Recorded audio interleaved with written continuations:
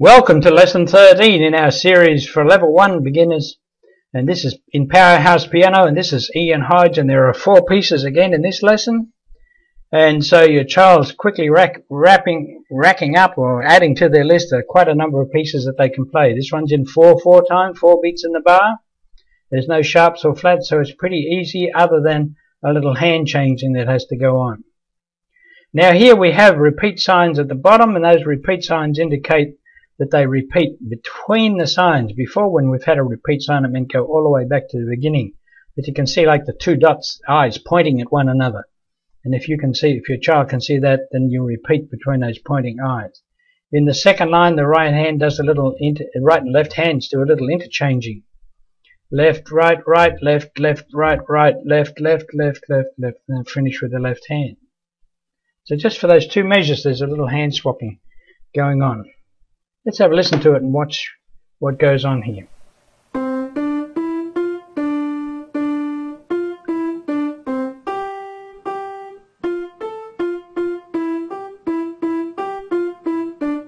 Now the repeat.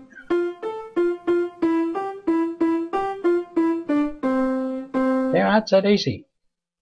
Let's look at that one more time.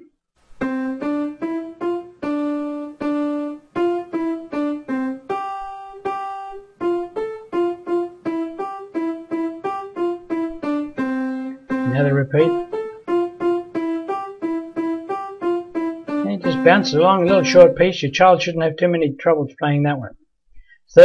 Number 36, however, is going to represent a bit more of a challenge. It's got 1 sharp, F sharp, and there's a pattern here in the left hand that keeps repeating 4 times in the music. You need to go over that pattern with your child, and here's the pattern in the left hand. If they can play those first 2 bars in the left hand by themselves, they can play the whole piece.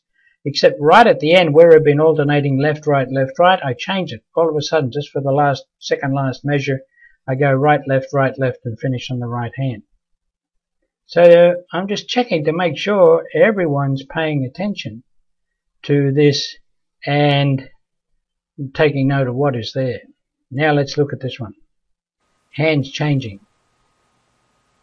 Left, left, right, left, right, left, right, left, right, left, right, left, right.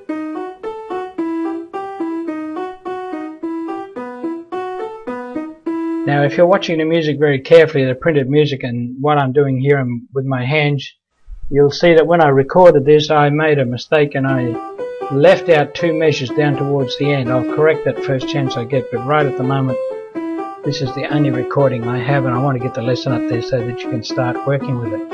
I'll fix that up and I'll let you know when it's fixed. Pretty easy, that one. 37 also pretty easy. It's got 1 flat, 4 beats in the bar again, 4 quarter note beats. It's got this little pattern, long, off, and you'll see the way I lean into it. This pattern occurs quite frequently in music, and you'll see there the 2 quarter notes are not joined at all. Where we have the slur line, that tells us to join it to the next note, so it's long, off. Join the first and the second note, but not the second and the third note in the first measure. And then this piece just in the last line just repeats what's in the first line, except if we've gone from D minor up to F major.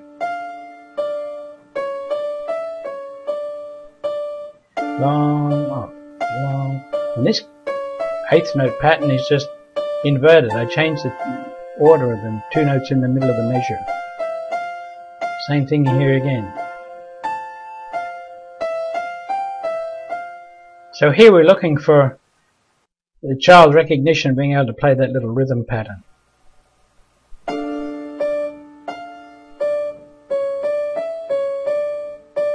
Long, off. Long, off, da da da da da, down, off, long, off, da da da da da da, long, off, long, off.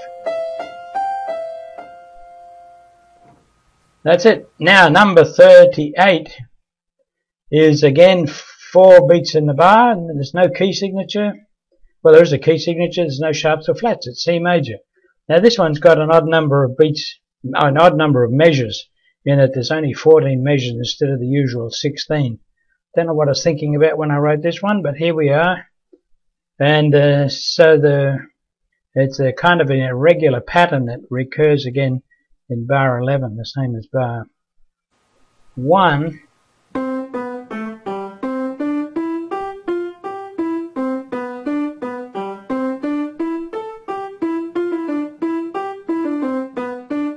This one moves along a little bit. We don't want to be too slow in this.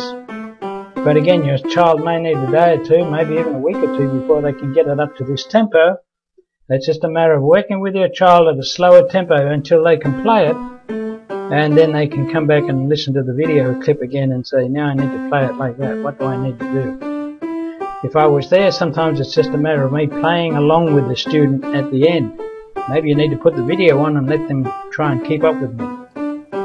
Because that's what I'd do if I was if your child was in the studio. I'd be playing at one end of the piano and say, keep up, keep up, keep up. There it is, another lesson from Powerhouse Piano. I've enjoyed today's lesson, and I hope you'll join me for the next lesson from Powerhouse Piano. If you'd like help with this lesson or any other lesson from Powerhouse Piano, just send me an email, ianhodge@powerhousepiano.com, and I'll get back to you to help you in every way that I can to make sure your teaching experience at home is a success for you and your child. And if you're looking for more teaching materials on Powerhouse Piano, go to our website, powerhousepiano.com, and there you'll find resources that can help you teach your child the piano at home successfully.